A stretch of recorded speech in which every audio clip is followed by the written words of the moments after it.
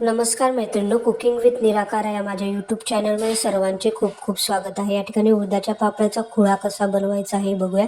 या ठिकाणी उडदाचे पापड हे मी छान असे गॅसवर भाजून घेत आहे।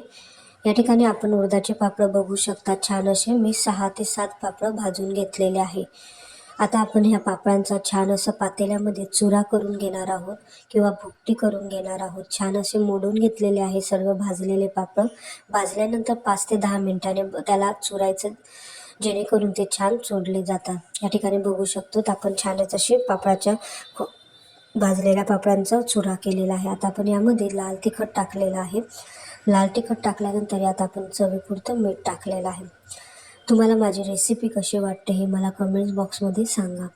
तुम्ही जर माझ्या चॅनलवर नवीन असाल तर माझ्या चॅनलला सबस्क्राईब करायला विसरू नका व बेल आयकॉन दाबायला विसरू नका।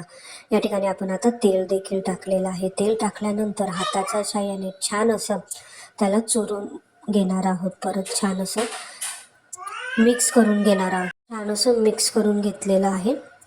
आता आपण खाण्यासाठी आपला हा खुळा रेडी झाला आहे। आपण हा पोळीसोबत किंवा ज्वारीच्या भाकरीसोबत देखील हा पापडाचा खुळा खाऊ शकतो।